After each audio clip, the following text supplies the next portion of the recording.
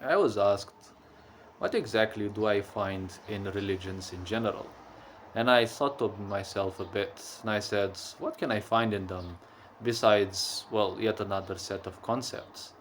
A concept means entrenching yourself in a set of beliefs. A belief means accepting something without a necessity for proof.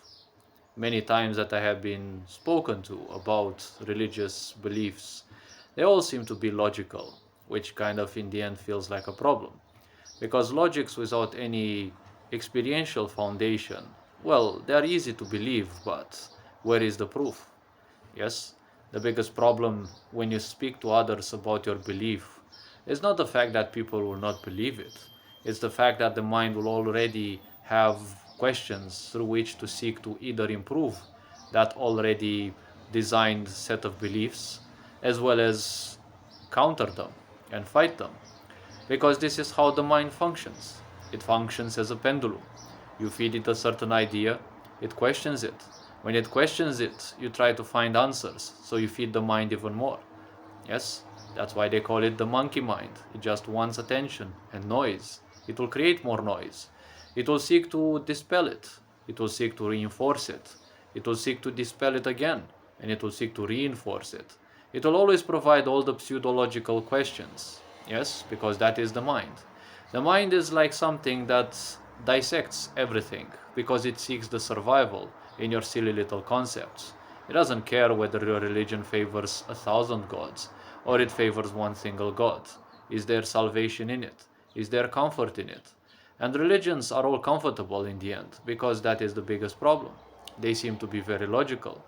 But they forget that there is literally no support in the mind. Yes? Just like you say there is one single God through each of these religions, well, the mind never believes that. It only trusts the comfort you feel in that idea.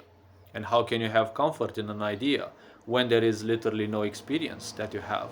You have never experienced God. Maybe you have experienced a little bit of joy, but you've never experienced God necessarily, or creation, whatever way you want to call it. Very few people who are truly in tune with their creations. Painters, writers, whatever. Maybe, who knows, even people who fish. They might feel in tune with creation, with divinity. Yes? But in most situations, divinity will simply not unleash itself upon them as a kind of shape or even a name.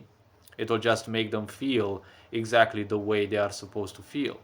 Yes, they feel free, they feel happy with the choice that they've made, because that in the end is true freedom.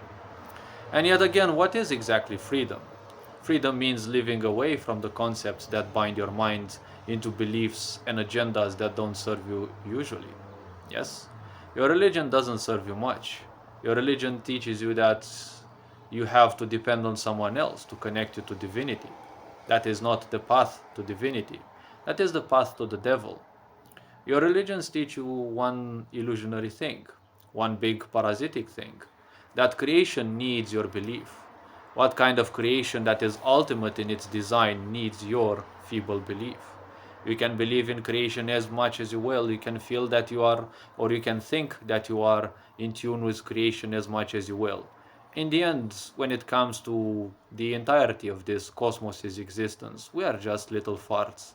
So do you think that creation will comfort itself, will concern itself with little farts in the cosmos? Most people are nothing else but little farts. They make some noise, they make some hideous smell, and then they vanish in the history without ever being remembered. Maybe if you practice some research on their bone remains, maybe you can figure out how they looked like. But the question is it even relevant? Yes? If they were truly relevant for creation, they would have made it through history somehow. Yes? The biggest characters in our history, some made it through this history because they did feed the satiation of many people.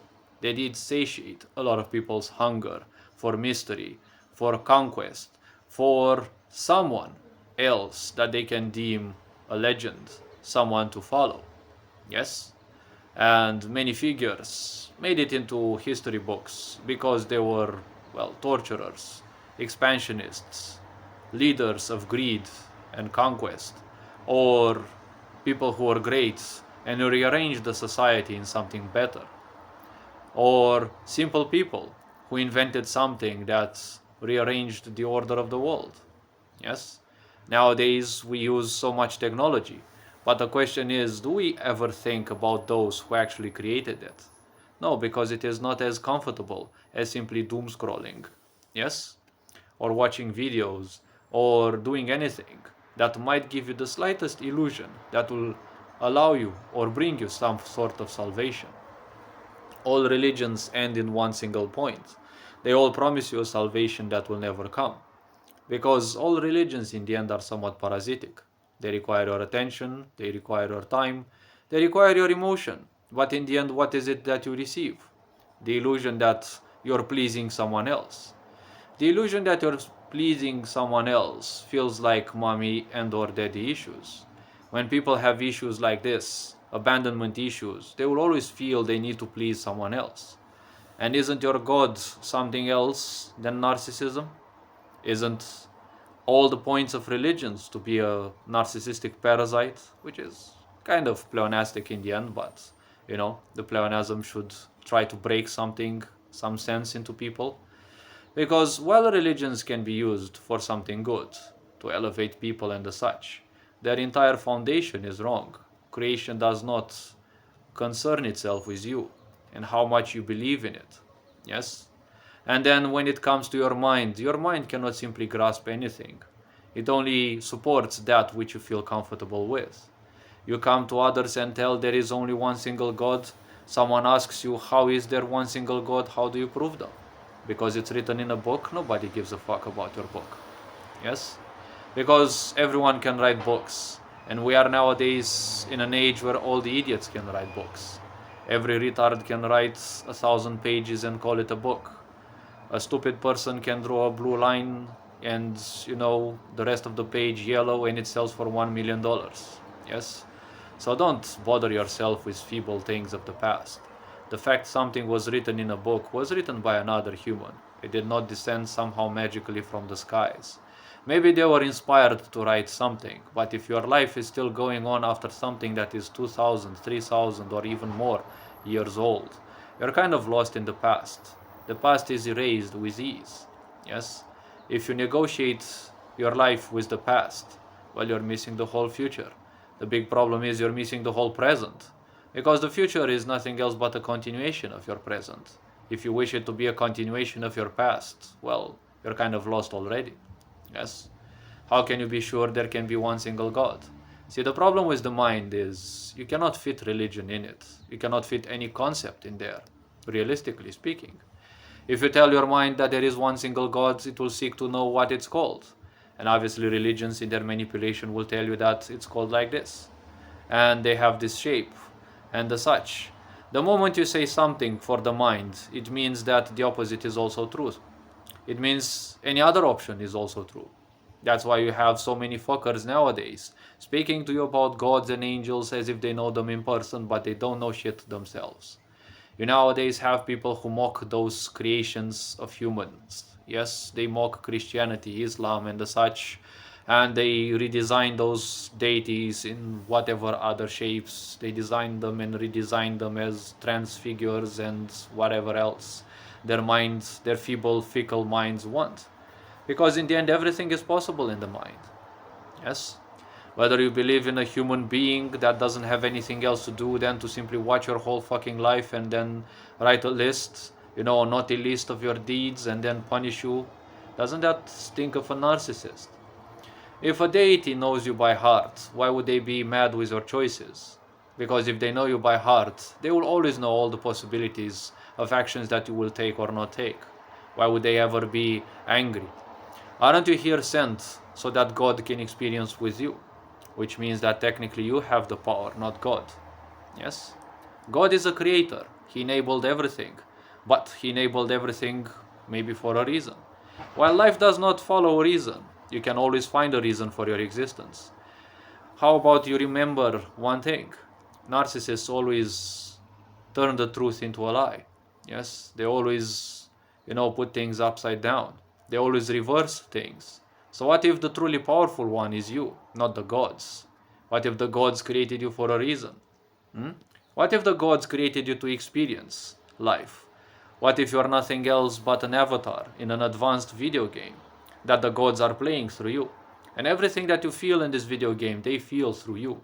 So in the end, it is an honor for them to experience life through you, instead of taking the foolish religion version, where you are literally nothing but a worm, nothing but something that, lives life at the feet of a, pathetic God that is supposed to be almighty, but in the end doesn't know what comes in the future.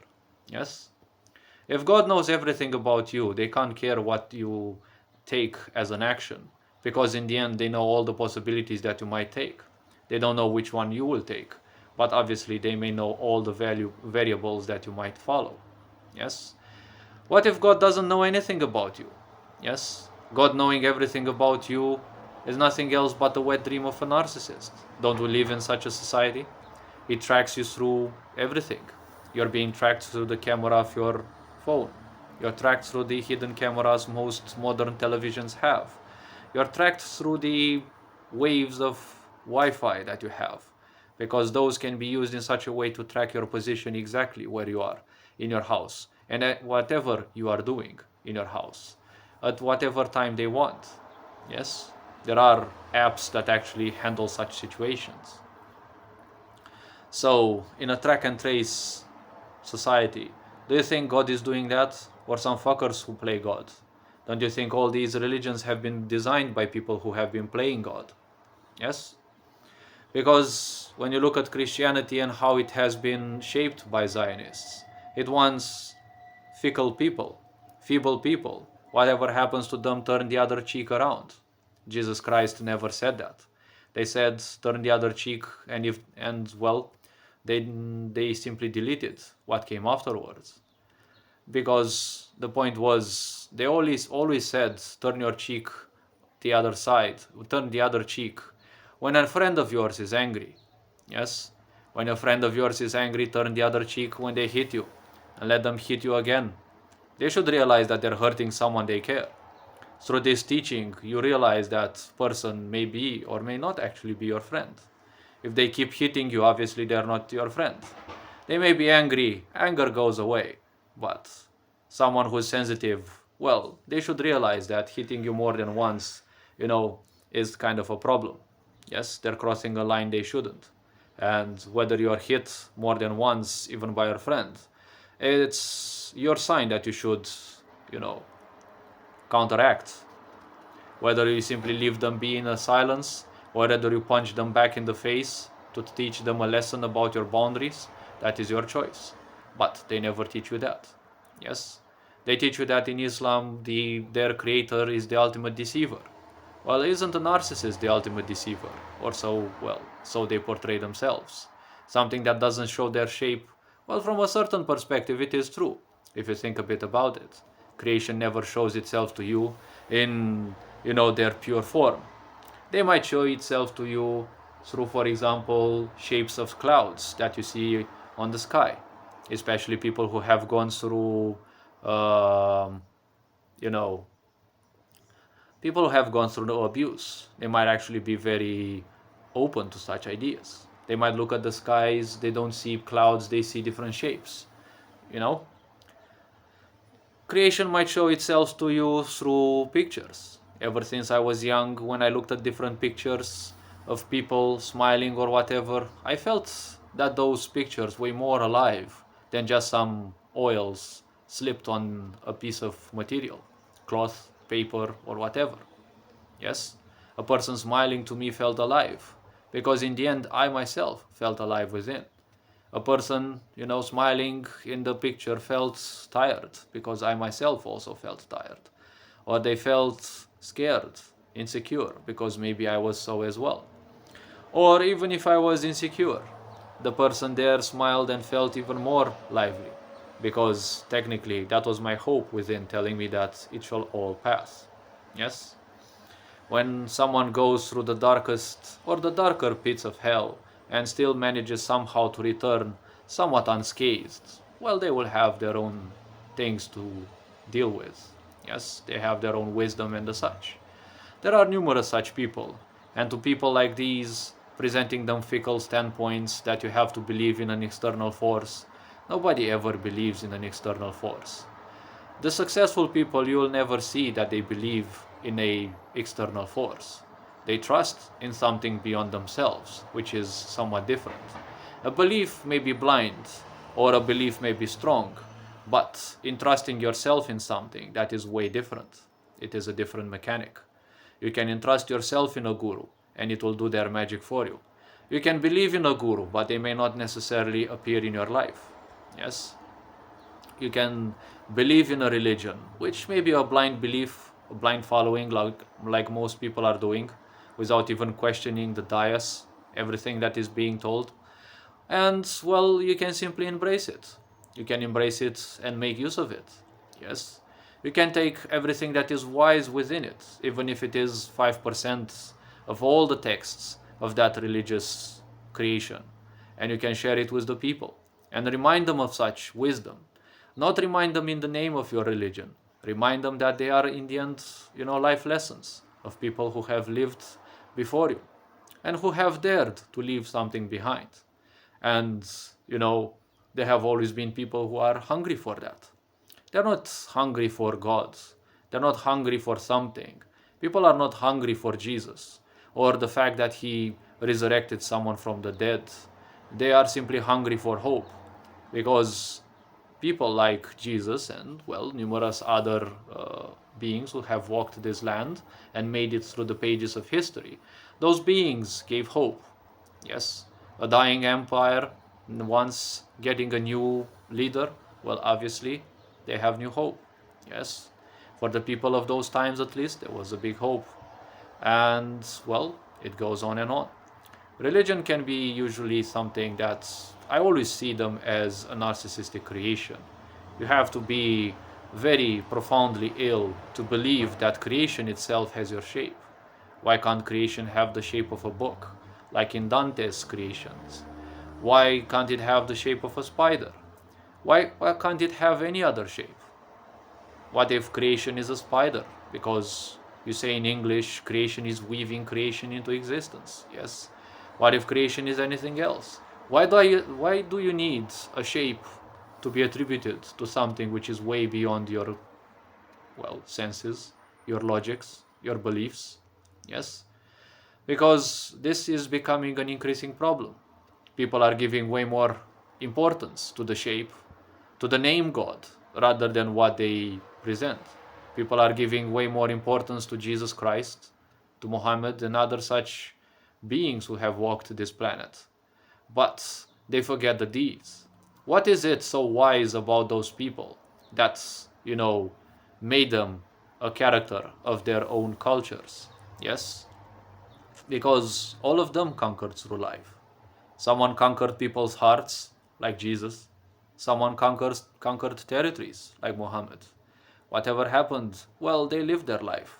No one needs to argue much what they did good and what they did wrong.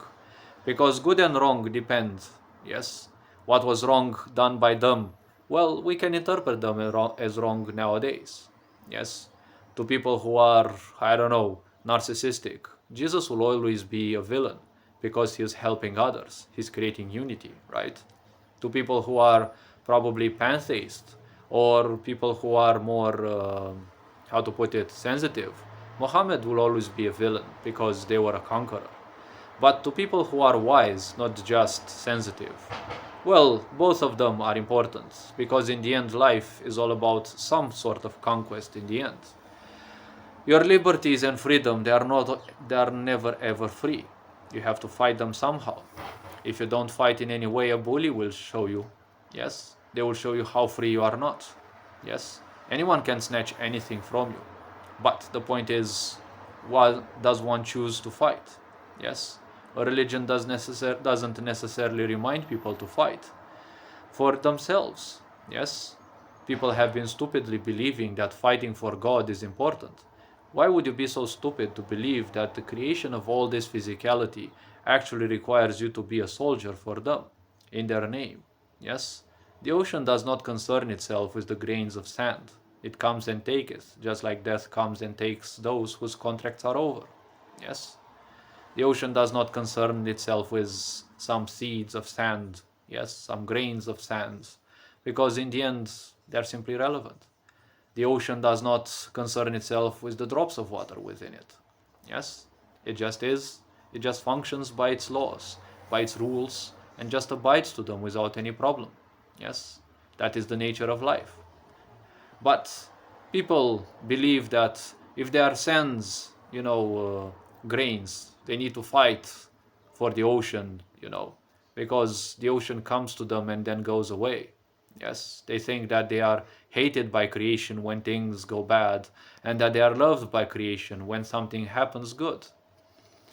When people believe in all this separation that's created with these perverted religions, or the perverted forms of those, as I may speak, these people end up thinking one thing. Yes, everything that happens has to be the result of God. Yes, no, everything that happens is the result of your life. Whether you choose to do something or you choose not to do something, well, it is your life. Yes, God did not change anything.